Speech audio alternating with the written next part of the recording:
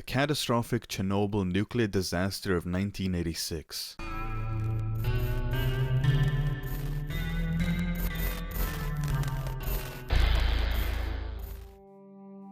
On the morning of Saturday, April 26, 1986, the worst nuclear disaster in history took place when a nuclear accident took place at reactor number 4 in the Chernobyl Nuclear Plant near the city of Pripyat, Ukraine.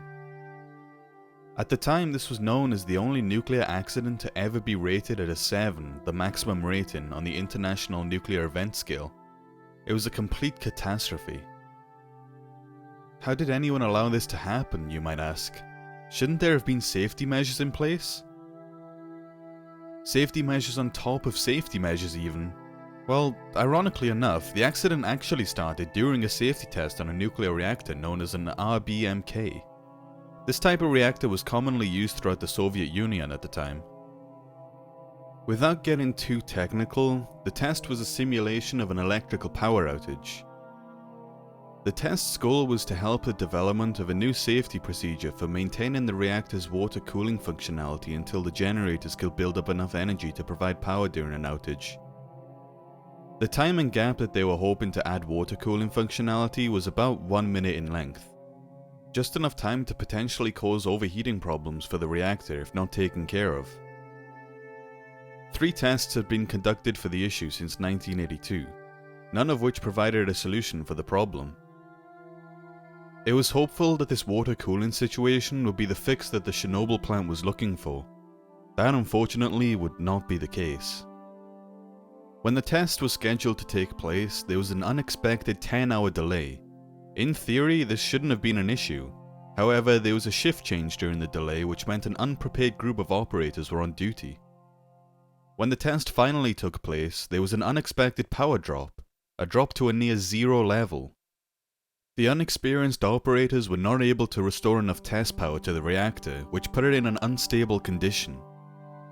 The operators were unknown of this unstable condition, and at the end of the test they triggered a reactor shutdown. This seemingly typical shutdown, which, combined with the reactor's condition, caused an uncontrolled, sudden nuclear chain reaction. An enormous amount of energy was released rapidly. The energy vaporized the superheated cooling water and ruptured the core of the reactor. This accident was then followed up by an open-air reactor fire that released a large amount of radioactive contamination into the air for 9 days. The radioactive air reached widespread areas of the USSR and Western Europe before being contained on May 4th. The fire itself released about the same amount of contamination as the initial explosion did, causing double the radiation. As a result of this massive disaster, a 6.2-mile exclusion zone was created, but not until 36 hours after the accident. This 6.2-mile area saw nearly 50,000 evacuated from their homes, primarily from Pripyat. After others further out were evaluated for radioactive exposure, it became apparent that a wider evacuation was needed, so the 6.2-mile exclusion zone was widened to 19 miles. This meant that another 70,000 people were going to be evacuated. None of these people would ever return home.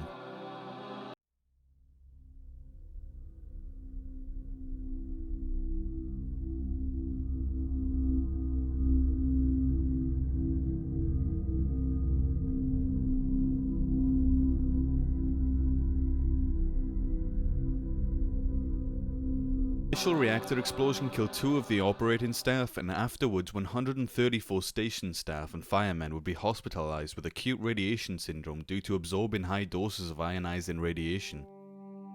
28 of these 134 people would die in the following days and months, and over the next 10 years, 14 radiation-induced cancer deaths would follow.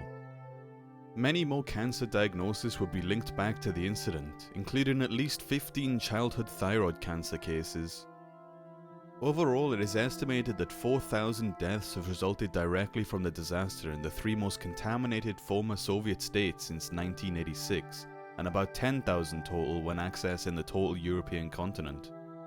In December of 1986, the Chernobyl Nuclear Plant sarcophagus was constructed to reduce the spread of radioactive contamination from the wreckage.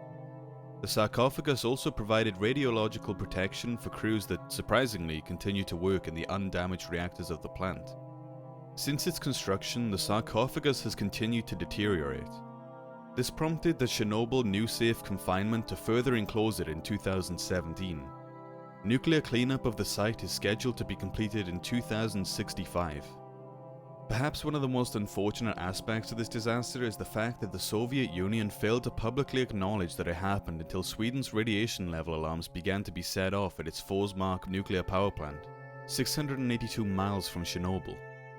Workers reported the alarm to the Swedish Radiation Safety Authority, which determined that the radiation had originated elsewhere.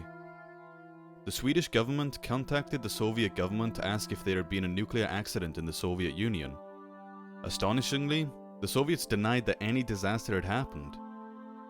After the Swedish government threatened to file an official alert with the International Atomic Energy Agency, however, the Soviet government finally admitted that the accident had taken place at Chernobyl. Evacuations had been going on for a day and a half before this encounter with the Swedish government would take place. There are many extraordinary facts about post-disaster Chernobyl. One that is fairly known is the existence of the elephant's foot. The elephant's foot is the nickname given to a gigantic mass of extremely radioactive corium that formed during the initial disaster. It's located in a steam distribution corridor underneath the remains of the reactor. Its appearance resembles that of a tree trunk, or, you guessed it, the foot of an elephant. The elephant's foot wasn't discovered until December of 1986.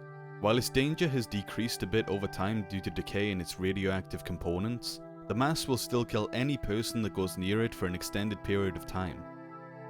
At the time of its discovery in December, however, radioactivity near the elephant's foot was about 8,000 Roentgens, or 80 grays per hour, delivering a 50-50 lethal dose of radiation within 5 minutes. 30 seconds of exposure in 1986 would cause dizziness and fatigue about a week later. 2 minutes of exposure would cause your cells to begin to hemorrhage. 4 minutes would cause vomiting, diarrhea, and fever. 300 seconds of exposure would give you 2 days to live. There is a continued worry, however, that the continued melting of the radioactive waste could contaminate local drinking water in the area, creating yet another catastrophe.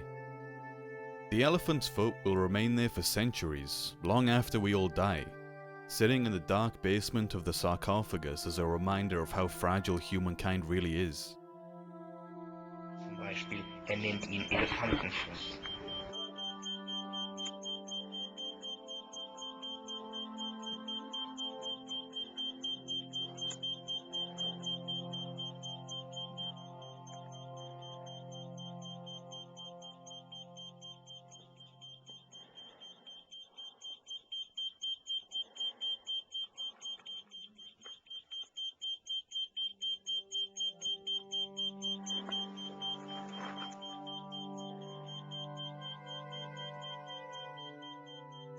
Today, Pripyat remains a ghost city.